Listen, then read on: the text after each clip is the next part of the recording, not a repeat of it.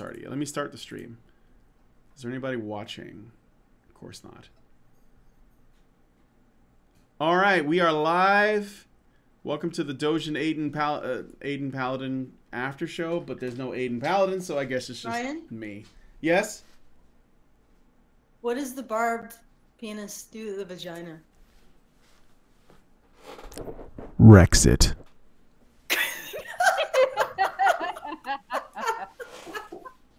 Leaving no survivors. other than the sperm. That's all that's left. Mass destruction. Yep. I didn't think the word was wrecked it. I thought the word was it destroyed it. Yes, it destroys it. I was just looking for synonyms because I didn't want to say destroy anymore. It obliterates. Obliterates it. We'll age this meme to death in one night. It lives a crater. Shortest living meme ever. Okay, so It's like the vagina. Cat vagina is very short lived. That thing is like, yeah, it's like when you open up a soda, you only have so much time before it goes flat. That's basically a cat pussy. Cat pussy. All right, so we do have some people in the chat. Hey, Dusty Sprinkles and Heart-Hewn Paladin. All right, so I'm looking at this article from The Guardian. Came out a little while ago. I think it was after Infinity War came out. But it was something I wanted to read through because it's actually kind of revealing. It's so, like, basically, I don't know if this is the product of postmodernism or what, but when you're so hell-bent... Oh, let me turn off the filter so that Superman's not green. I think that's kind of fucked up. When you're so hell-bent on making everything... seeing everything through the lens of, like, power and privilege and shit, you just start making, like, really, really stupid decisions about, you know, what reality is. So, we'll read through it and I'll tell you. I don't know if you guys have seen this article before, but... What if superheroes aren't really the good guys?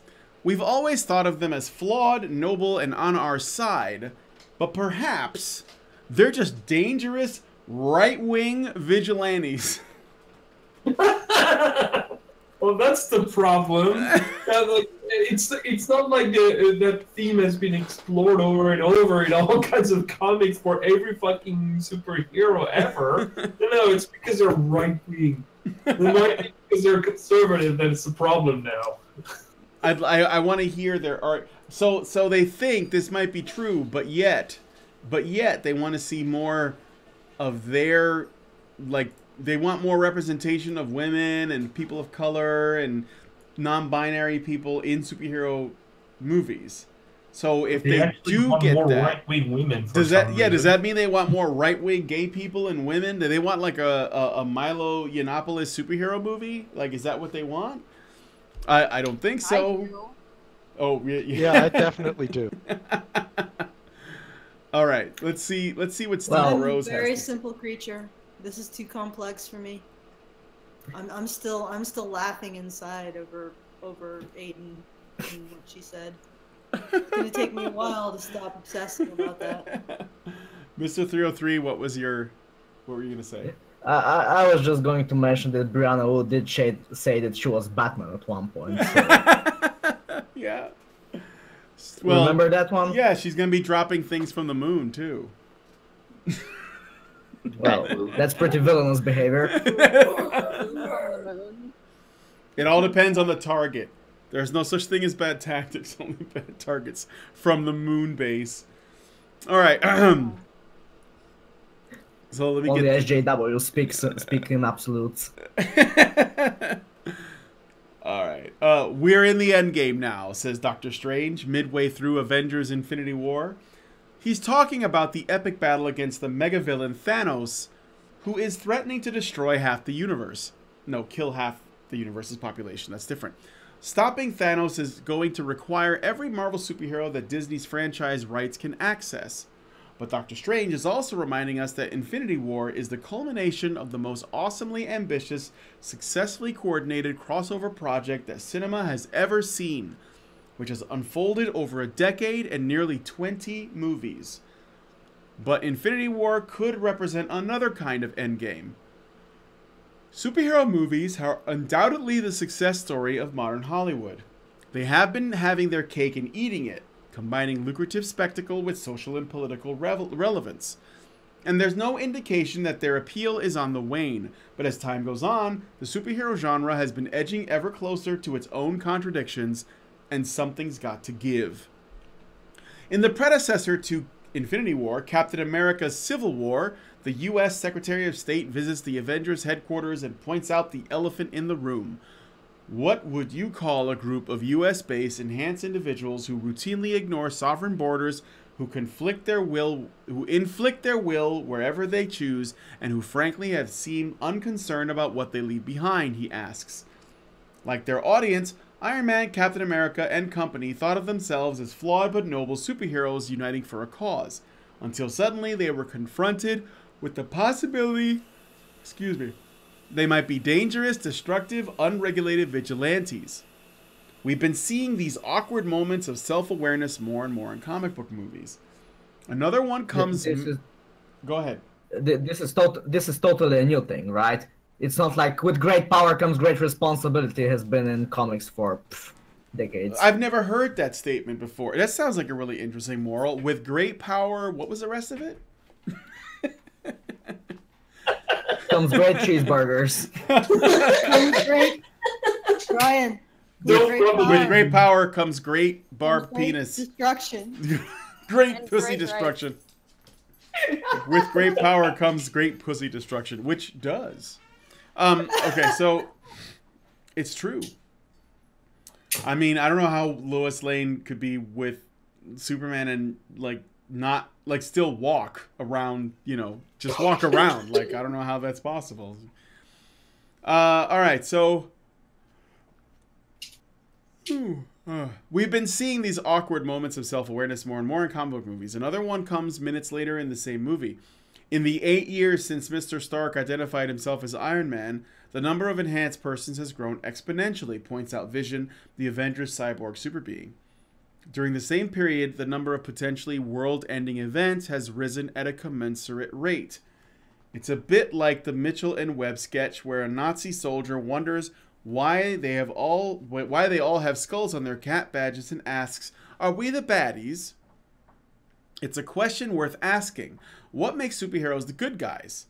It's taken as a given in these movies, but there's a nagging sense that for all their tales of heroism and sacrifice in vanquishing alien threats to Earth, the superhero moral compass is no longer pointing in the right direction. It's an assertion, but I'm not seeing any arguments being made. So let's see. Traditionally, there was a very simple reason why superheroes were the good guys. They were on our side, us being the US and its allies. DC Comics Superman pledged to fight for the common man. He took on the corruption and injustice that plagued his post-Depression society. Batman swore to avenge his parents' death by spending the rest of my life warring on all criminals. Wonder Woman fought with truth and love. You could argue that Superman was more socialist-leaning, Batman was more right-wing, and Wonder Woman was impossibly idealistic, but they were all on our side. Marvel's 1960s stable complicated the issue a little bit. Titles such as X-Men and Black Panther broached civil rights issues and blurred moralities. But still, Captain America socked it to Hitler, and Spider-Man knew that power comes with responsibility and kept his crime fighting to a neighborhood scale. Good guys. Okay. Superman is what? Socialist? Since when was Superman the socialist? Yeah. Wouldn't he want to distribute out his power to the people or something? I don't know. Well, this is really dumb. They were still the good guys when Sam Raimi's 2002 Spider-Man kickstarted the current comic book movie era. I wouldn't say it was Spider-Man that did that. I would say it was Blade at the beginning of the millennium anyway. Didn't we have a bunch of TV movies, like superhero TV movies, like the one Fantastic Four one? Wait, which one? You talking about the Roger Corman one? I think and so. And there was a Captain America one. Uh-huh. Yeah, those were. And then Blade came out. Yeah. Yeah, and then Blade. Yeah, actually, there wasn't really a huge decrease in superhero movies. They just were like varying levels of mainstream. Because in 1989 through the like early 90s, you had like the Michael Keaton Batman movies, and then they once like Batman Forever came, that was like ooh, and then they did the George Clooney Batman with Mr. Freeze, and that was basically the end of it would appear to be the end of superhero movies, or at least comic book movies. But there were always comic book adaptations coming out. They were just like less big two mainstream stuff, and they weren't always in the theaters too. I mean, no love for Howard the Duck. All right, so moving on. The attacks of 9/11 were so fresh in the consciousness that the Twin Towers had to be airbrushed out of the movie posters, and its themes of inner courage and community spirit resonated. You mess with one of us, you mess with all of us, a random New Yorker yells at Spider-Man's adversary. You mean the Green Goblin? Come on, pay attention. The first cycle of superhero movies followed a similar template, especially Iron Man, who took on Middle Eastern terrorists in his 2008 debut, the Islamophobe. And they weren't Middle Eastern specifically. They were actually quite clever in the first Iron Man movie to be like, these guys are from everywhere, but they happen to be in the Middle East at the time. In previous eras, superheroes such as Michael Keaton's Batman or Christopher Reeve's Superman operated in more abstract fantasy worlds. But as superheroes began to interact with vaguely here and now political reality, their methods came under new scrutiny. Alan Moore's seminal 1987 comic Watchmen was one of the first to suggest that people who enjoy dressing up in costumes and beating the crap out of people might be in need of psychological evaluation or a war crimes tribunal. Vigilantism looks a lot like authoritarianism, which looks a lot like fascism. Antifa. What? Yeah, that's true. They wear masks. They go around beating people up. In the name of fighting fascists? Well, actually, there is a difference because Antifa goes around wearing masks and beating people up in a group, which is very fascist and very authoritarian. Superheroes almost always do it alone and take all the moral responsibility on their own, which is extremely anti-fascist and anti-authoritarian. True. It's true. Well, this guy just made the leap. He was okay. So vigilantes are authoritarian. How? Aren't vigilantes operating outside the system? Isn't the system where like? I don't get. I mean, I don't see that necessarily a correlation between vigilantism to authoritarianism. I think that sounds like a feeling to you. And then to say that authoritarianism is a lot like fascism, yeah, I suppose so. But communism's pretty authoritarian too. Socialism is pretty authoritarian too. I mean, we could argue that fascism, socialism, and communism are all the same in that way, perhaps. So anyway. Well, vigilantism would be from the bottom up rather than the top down. Yes. That's what I'm saying. It's a person operating on their own outside of the system. It's a stretch. What was that, Luga? But they're often white, so that means that they're punching down, not up. Oh, maybe they're going to get to that. Maybe race and gender is going to come into this, even though they mentioned Black Panther and Wonder Woman. Where does that leave a good guy such as Batman, who operates as both judge and jury without even applying the death penalty? Well, he used to in the 30s. With zero tolerance or oversight. Put him in the real world and you get someone like Vladimir Putin or Rodrigo Duterte. What? What? Batman is literally a Russian hacker. That escalated rapidly. Batman is literally Putin. I want to see that. Can somebody take a photo of Vladimir Putin and Batman's mask on, and then say, no one knew who I was until I put on the mask? It's not who you are inside. It's what you do that defines you. Vladimir Putin is Batman. Oh my god. Wow. Okay. As with Avengers, Batman was called out on this in the recent Batman v Superman: Dawn of Justice. Bruce Wayne, aka Batman, is told civil liberties being trampled on in your city, good people living in fear. He thinks he's above the law. The person probing him is the Daily Planet's ace reporter Clark Kent, aka Superman. The other change was in the direction of U.S. and Western politics. That post 9/11 moral certainty rapidly evaporated as the war on terror and the invasion of Iraq and Afghanistan brought on torture, extrajudicial killing, collateral damage, deception, mass surveillance, and other abuses into the court of the good guys. Around the same time, superhero movies were entering their team-up phase with the Avengers and Justice League. Questions of individual values became more complex questions of collective values, of power and its abuses, of loyalties personal, political, and even planetary. As the political soul of the Marvel Cinematic Universe, Captain America's movies tracked the shift. In his 2011 debut, The First Avenger, he's a typical good guy, a Nazi-socking patriot with greatness thrust upon him.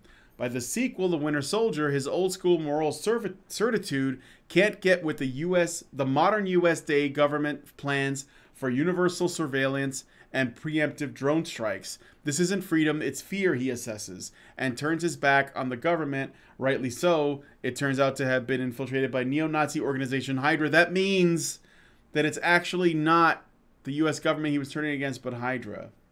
In the era of Edward Snowden and contentious remote warfare, this was radical stuff for a superhero movie. No, it was awesome.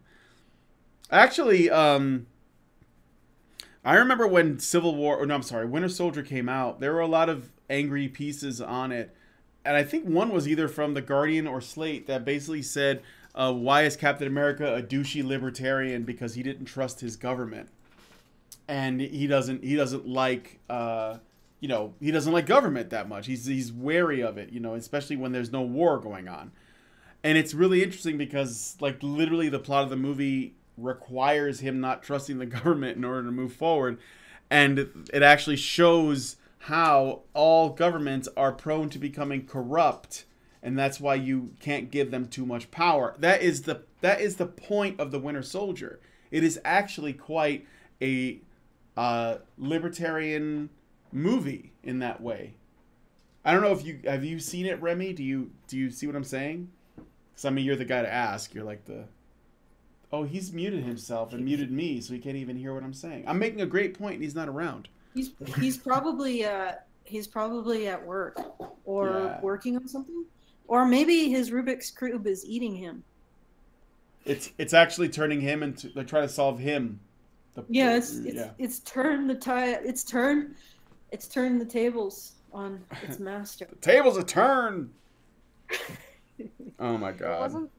No, but he showed me like this gigantic Rubik's Cube that he has. It's like 20 by 20. Yeah. It's like the size of a human head. I think Luga called it the Rubik's Ottoman or something.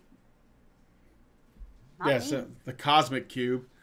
Luga, were you gonna say something?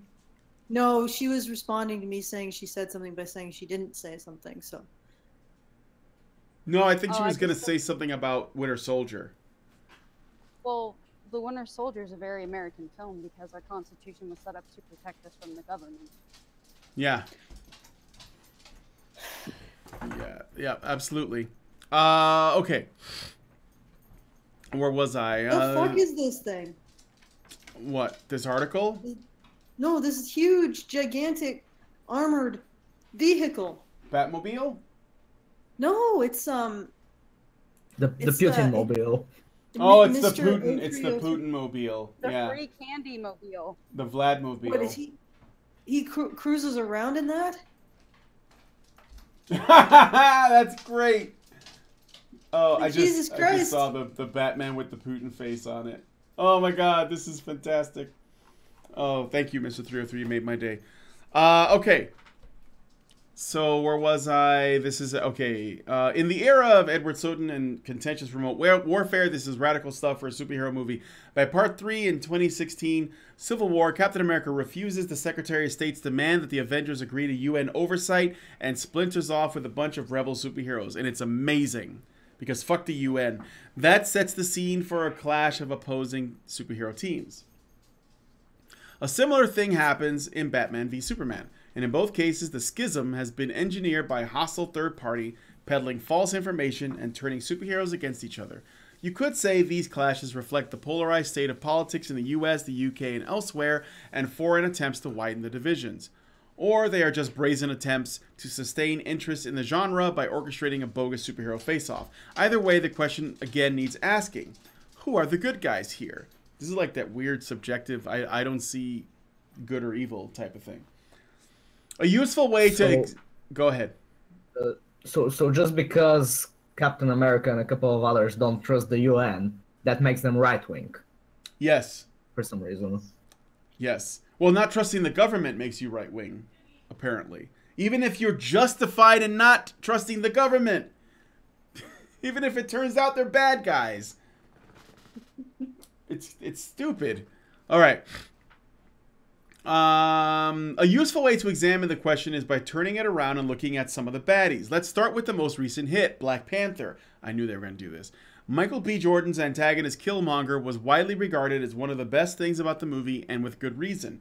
He's not really bad at all. His grievances are actually perfectly valid. How could resource-rich Wakanda stand by and let all these atrocities such as slavery, colonialism, world wars, and racism happen to their African brothers and sisters?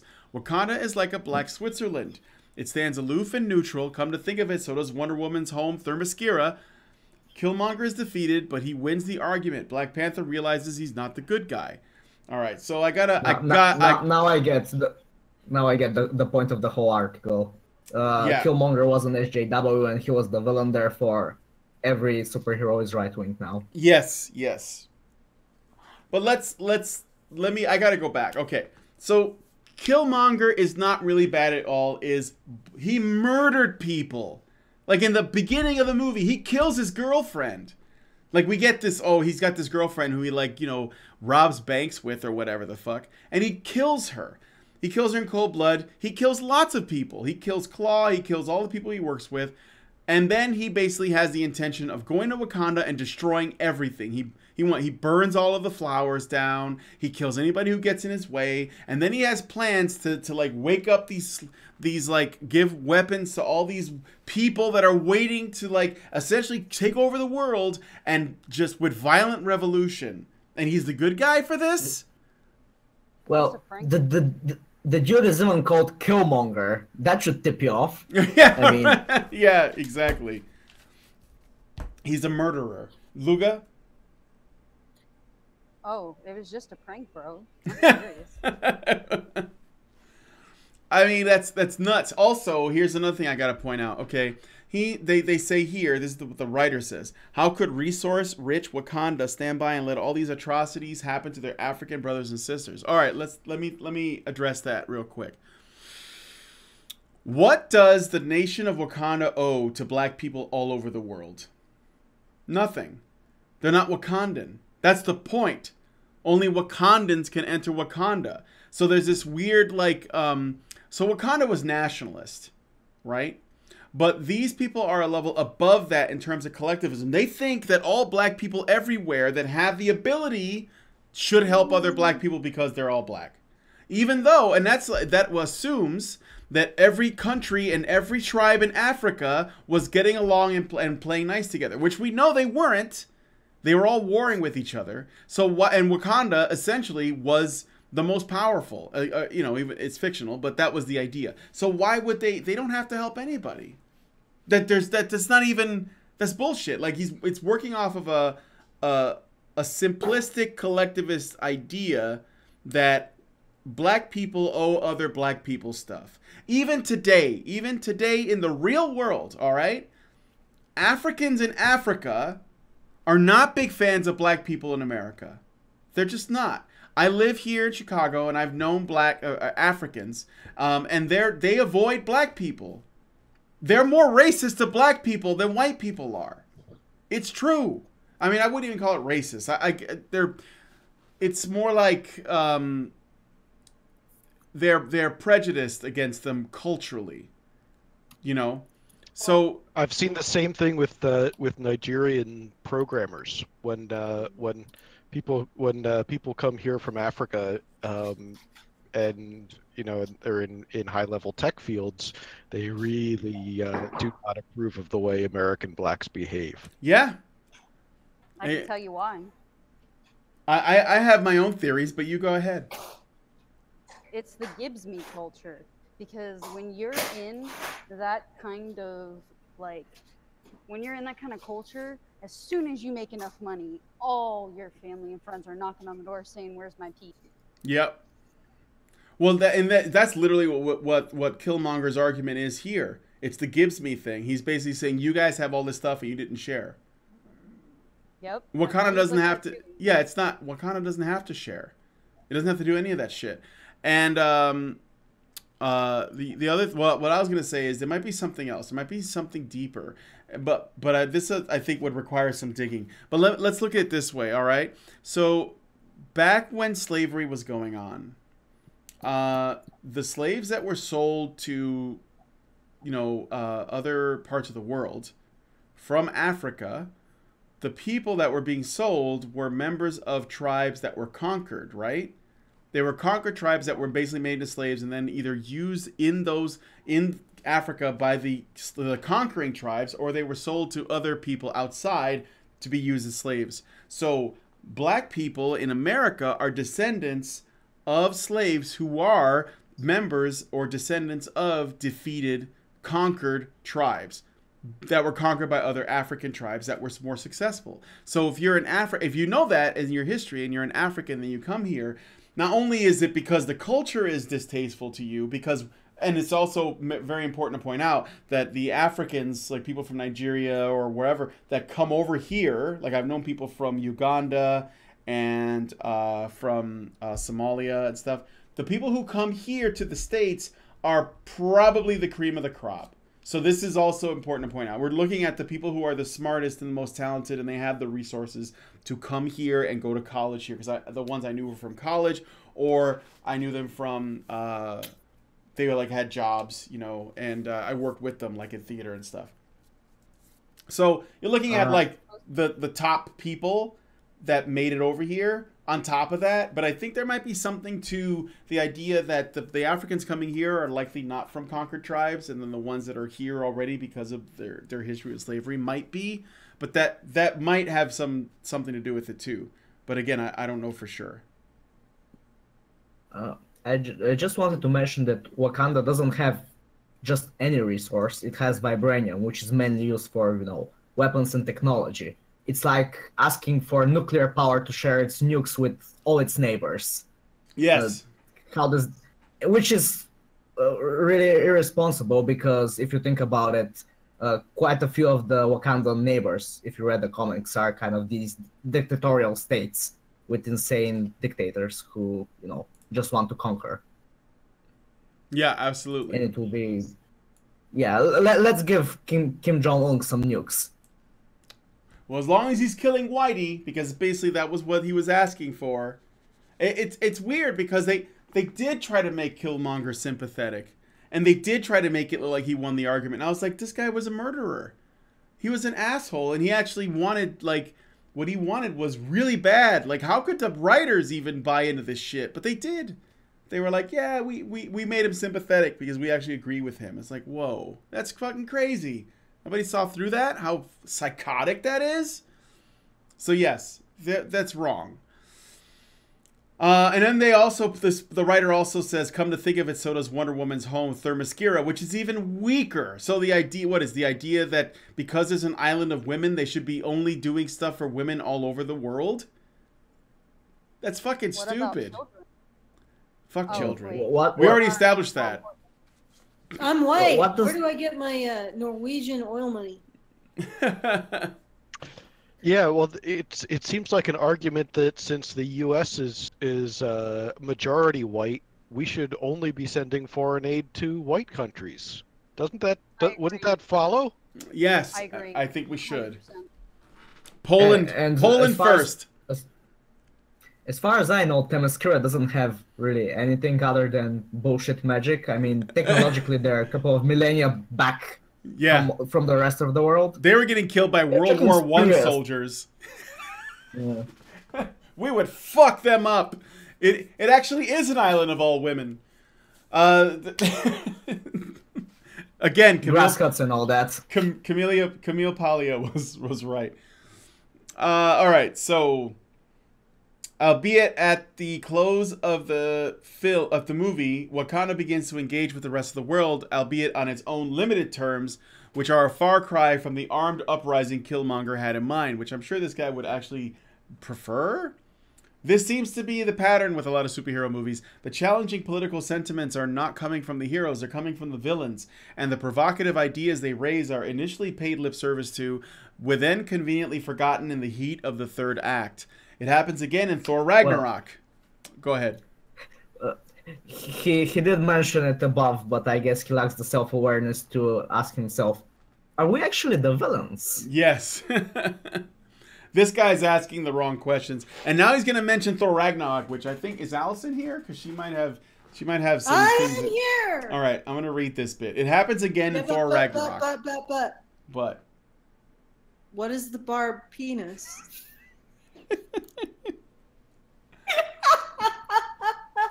Oh my god! Now I'm laughing because it's so lame to keep bringing it up. Exterminate. That's a good one. That's a good one. There was a good one in the chat too. What did he say? What did the barb penis do to the cat rectum? Wrecked him. He damn near killed him. Oh boy. All right. Oh god. All right.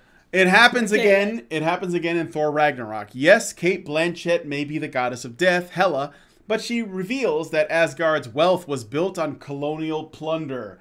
Look at these lies, she says, contemplating a medieval-looking ceiling fresco.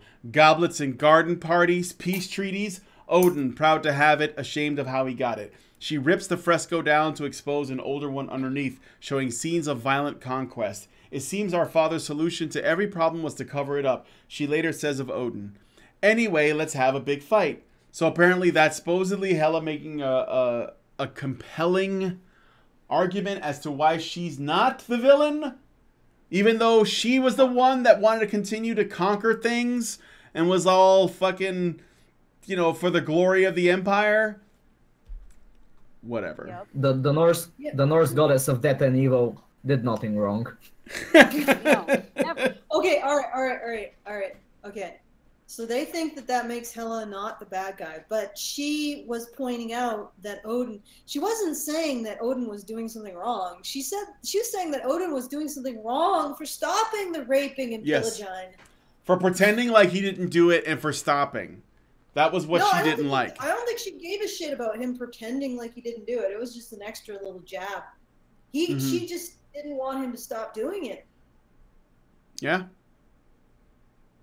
That was her commentary. That doesn't make her right. No. I mean, she has a point. Sort of, she did cover it up. But basically, she was the one that made Odin say, she was the one that made Odin say, I think I'm doing this wrong. Because she said, when my ambitions outgrew his, he felt the need to seal me up. That was the point. He was doing his thing, and then he looked over and saw what she was doing, and she was like taking way too much glee in it, and she was wanting so much more, and he was like, holy shit, I think I've been doing this wrong. And I have to do something about her. And the other thing is that he may not have covered it up necessarily. He just moved on. Yeah. He just went into a different stage of his life and was like, you know what? Maybe I shouldn't have these frescoes glaring down at me about what it was that I did in the past. Let me celebrate my new accomplishments. Mm-hmm. Let me move on with my life. So it wasn't like, sure, he covered it up, but what the hell was he supposed to do? You were unrepentantly evil. He could have been ashamed. Well, I'm sure he was ashamed. Why would he cover it up? Yeah, exactly. But what can you do? If you make a mistake, essentially Hela was saying, well, first of all, she didn't think that Odin's violence was a mistake. She thought it was a good thing. Uh-huh. So, she didn't consider that to be a mistake. She didn't like it because he was ashamed of it. So, it wasn't really a statement of morality. Like, she didn't have she had inferior morality. She didn't like that he was ashamed of his behavior and the fact that she wouldn't stop. Mm-hmm. So it wasn't a situation where she was the better person. Nope. So what the hell are they talking about? Well, the guy's trying to build this case, and it gets weirder. But you get an idea of where it's all going, like as he does more. But yes, it's not. Hela and Killmonger are not characters deserving of sympathy. They're just written as though they are convinced that what they're doing is right. That's not the same thing. Just because a villain is convinced that they're not doing wrong doesn't mean that they're actually not doing wrong, because if you have a good moral compass, you can see that they're still wrong and you can understand why they're driven. That's actually the sign of a well-written villain, to be honest. All right, so take another example. Michael Keaton's Vulture, villain of the Spider-Man Homecoming, he was also great. His salvage firm is put out of business when the contract to clean up New York after the last Avengers battle is handed to a public-private partnership between the U.S. government and Tony Stark, aka Iron Man. That's Stark, the billionaire weapons manufacturer and corporate predator who inherited his wealth. Corporate predator. Okay.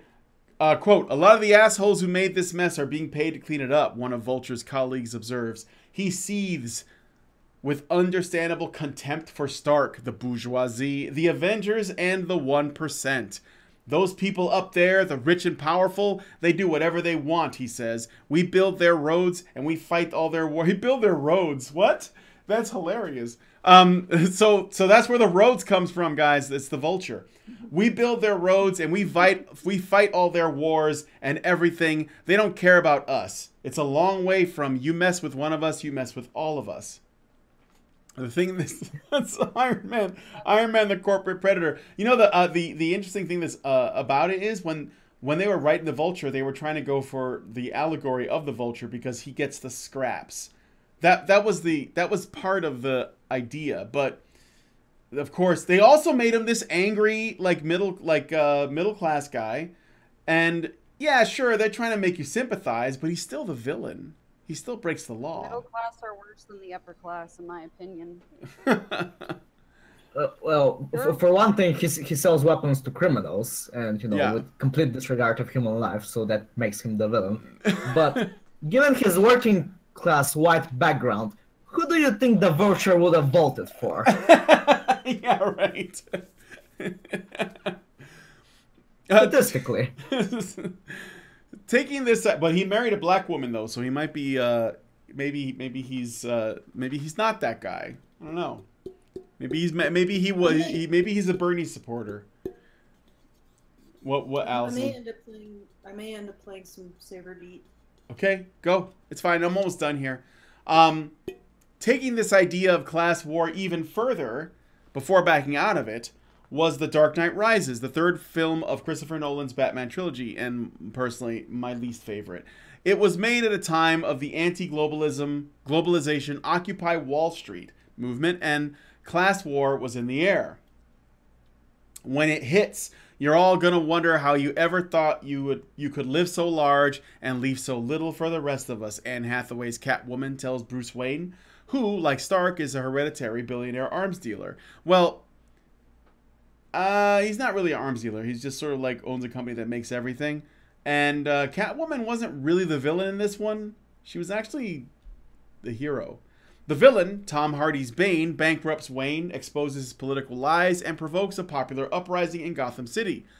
At one point, he literally occupies Wall Street. We take Gotham from the corrupt to the rich, the oppressors of generations who have kept you down with myths of opportunity. And we give it back to you, the people. Again, you have to remind yourself that Bane is the bad guy. You merely adopted social justice. I was born in it. Molded by it.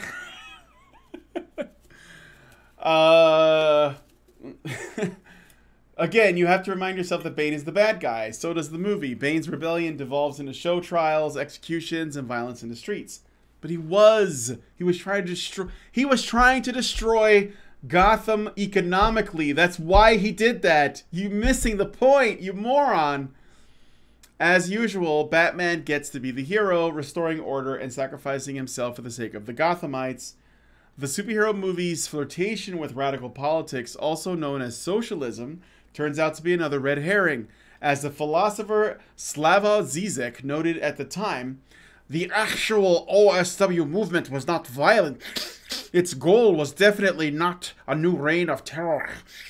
Insofar as Bane's revolt is supposed to extrapolate the imminent tendency of the OWS movement, the film thus ridiculously misrepresents its aims and strategies. I don't know how to do a good slap. He always, I think he's on coke, I swear. Which you'd have to be if you were a socialist. He is Jordan Peterson's nemesis. This brings us He really up. is. No, I know. This brings us up to Infinity War's villain, Thanos. Now, have you guys seen, if anybody hasn't seen Infinity Wars, there's probably spoilers coming. But if they justify what Thanos did, I'm done with these people. I'm so done. Thanos, with a name like that, you know he's not a good guy. But nor is he textbook evil. He doesn't want to build an empire or amass wealth or any of the usual despotic bad guy things. He just wants to restore balance to the universe, indiscriminately. You could call him a Malthusian extremist. The universe is finite, its resources are finite. If left unchecked, it will cease to exist, he explains. So many mouths and not enough to go around. You wouldn't call that evil if David Attenborough had said it. Wait. But the logic is completely fucking flawed because those mouths are created by the universe itself. Yeah. How can the universe eat itself to death? Thanos is crazy. I think it's called an Ouroboros. It's called what? An Ouroboros. The snake, the Ouroboros. The snake eating itself. This sounded really strange from a New Zealand accent. Well, for one thing, citation needed on that whole the universe is finite. Yeah, well, like how do we know? And well, here's the story in case you didn't see it. Thanos comes his planet Titan. They came across destruction and despair and like mass genocide because overpopulation supposedly made it so that there weren't enough mouths to feed, and then everything fell to shit. I think it was just Venezuela. I mean, we don't know what caused it, but it sounds like Venezuela happened. Maybe Is that the Venezuela with the tribe that they were saying, let's all be this tribe? No. It's the Venezuela that basically said, let's try this thing that hasn't been tried yet and see if we can make it work. And it didn't. So would that thing be the barbed penis? Yes.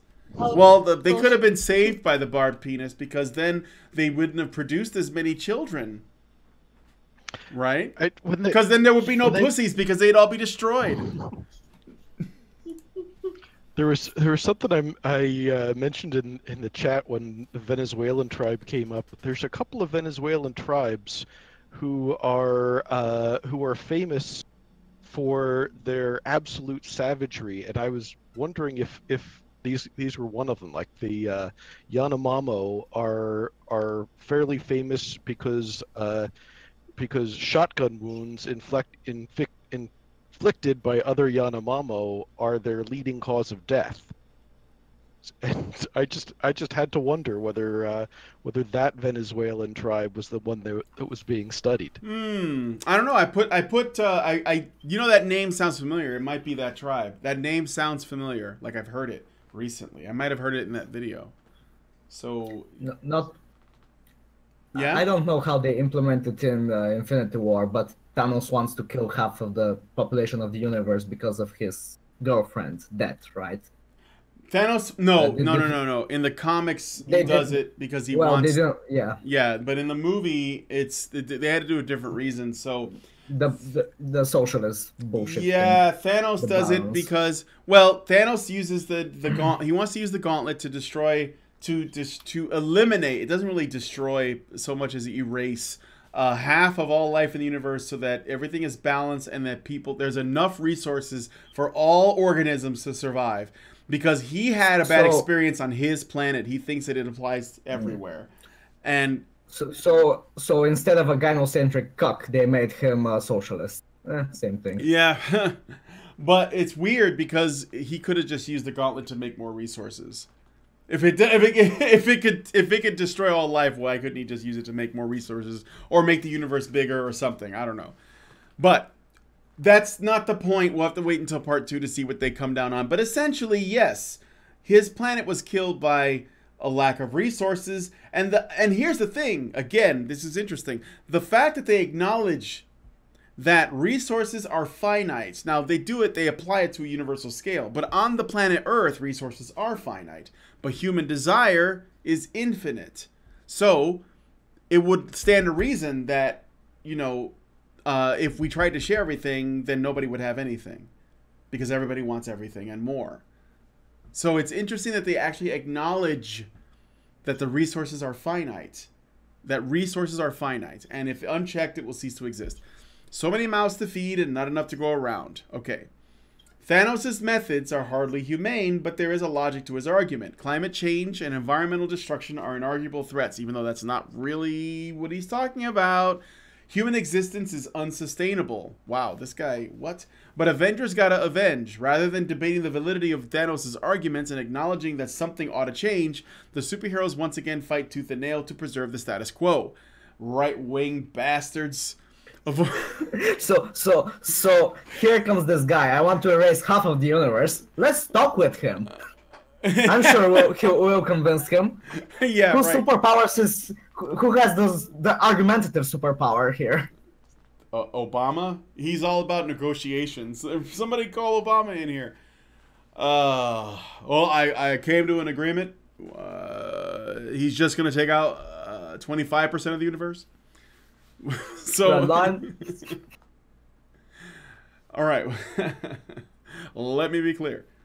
Avoiding spoilers, one thing Thanos' rampage does achieve Infinity War is to unite the divided factions of the Avengers. They are all good guys again. In the face of this existential threat, all other differences pale into significance.